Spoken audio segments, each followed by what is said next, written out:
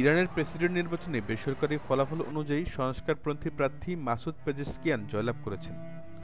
আল জাজিরার খবরে বলা হয়েছে, শুক্রবার অনুষ্ঠিত দ্বিতীয় দফার নির্বাচনে পেজেশকিয়ান ১,৬৩,০০,০০০ এবং প্রতিদ্বন্দ্বী কট্টরপন্থী সাইদ জলিলি ১,৩৫,০০,০০০ ভোট পেয়েছেন বলে বেসরকারিভাবে জানা গেছে।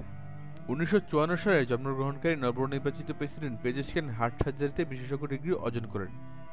তিনি ২০০১ থেকে ২০০৫ সাল পর্যন্ত ইরানের স্বাস্থ্যমন্ত্রীর দায়িত্ব পালন করেন। তিনি ইরানের উত্তরাঞ্চলীয় তাবরিজ অঞ্চল থেকে ৫ বার নির্বাচিত সংসদ সদস্য হিসেবেও দায়িত্ব পালন করেন। এছাড়া তার ঝুলিতে রয়েছে ইরানের দশম জাতীয় সংসদের ডেপুটি স্পিকারের দায়িত্ব পালনের অভিজ্ঞতা। গত শুক্রবার দ্বিতীয় দফার নির্বাচনে ভোটারের উপস্থিতি ছিল বেশি, প্রায় ৫০ ভাগ ভোটার ভোট দিয়েছেন। এর আগে ২৮ জুন অনুষ্ঠিত প্রথম দফার নির্বাচনে ভোটারের উপস্থিতি ছিল প্রায় ৪০ ভাগ। শুক্রবার মধ্যরাতে ভোট প্রদানের সময়সূচি শেষ হওয়ার পরপরই গণনা শুরু হয়।